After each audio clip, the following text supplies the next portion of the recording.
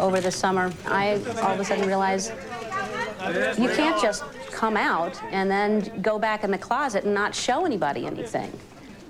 And the decision was strengthened, she says, by the mail, which made it clear every show she did could help someone live. I would just like to thank you again for giving me the courage to be true to myself and letting me realize that I'm not a nasty, sick person. I told my parents when I was in high school, I would get teased and threatened on a daily basis. Throughout my 4 years in hell, I was known as dyke queer. Courage and pride in myself that I have found from watching you is so wonderful to feel for the first time in my life. So you made a decision you'd rather be a pioneer than be renewed? Yes. If I just had this 1 year of doing what I did on television, I'll take that over 10 more years being on a sitcom and just being funny. Was Ellen taken off the air because Ellen DeGeneres is gay? No, no. The fact that Ellen is gay had absolutely nothing to do with our decision. Robert Iger, president of ABC, the network that canceled the show. I was actually sorry to see the show go because I thought it was a good program. And it would have been nice. And look, we're not rooting for failure on our air. Why do you think the audience left? I think the audience left primarily because of sameness, not gayness, sameness. Hey, you realize we spent our first night together? Yeah, that's how a girl gets a reputation. It became a program about a lead character who was gay every single week. And I just think that was too much for people. Well, she is gay every single week, though. And she would say, other sitcoms, Paul Reiser is heterosexual every single week. Yes. I mean, Jerry Seinfeld's character in his program is a heterosexual male. Now, I think when you watch the program, you have a sense every week that he's a heterosexual male. But the theme of each program isn't that he's a heterosexual male. I'm very interested in sleeping with you. Believe me, I'm, what's the biggest number? What, like probably, what, 800 and something? That's how interested I am. I believe Ellen was driven by a very powerful inner passion that made it absolutely impossible for her to slow down. I think she would say the discrimination can't wait for gradual. And that you wouldn't ask a black person to be a little less black. That you wouldn't do that to any other group. She did say that to me. And in today's world, she's absolutely right. We would not ask a black person to modulate the fact that they were black at all. But our society, our audience, has been dealing with racial issues and is much more open to differences in race than they are differences in sexual choice, sexual tendency. And so there's a reality that exists here that she wanted to ignore.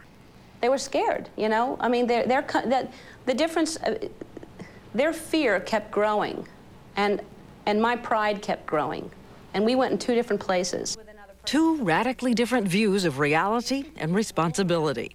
Ellen's called the most significant comedy since All in the Family. Iger says the network tried to support Ellen, even taking a financial hit on her ad revenue, and only wanted her to slow things down for everybody's good. Wednesday. DeGeneres says when her show was promoted at all, it was often an afterthought. Plus Ellen, ABC Wednesday. And worst of all, 6 of her show's episodes got branded with parental advisories. This program contains adult content. What about this was adult content? Depicting characters who are gay on television in physical acts, I believe, is adult content. But how is that more adult content than heterosexual couples rolling around in bed, which they do? Again, we're making a judgment about what our society is comfortable with and what they might not be comfortable with. Aren't we then just enabling a prejudice in the audience? We're not telling people necessarily not to watch it. Iger says it's his responsibility to alert viewers to controversial content. But DeGeneres asks, how is it then when Drew Carey grabs a man, the network uses that to promote his show? Shut up and kiss me. It's okay to make fun of homosexuality. You can't just have genuine feelings and hold someone's hand. Then you get a disclaimer. But if you want to kiss a guy on the lips and wrap your leg around him and make fun of it, we're going to advertise the hell out of that. And she says not all joke kisses are equal. Oh, Paige, you wild, impetuous fool. This one on Ellen got a warning. Jolie's not gay. I happen to be gay, and I play a gay person on television.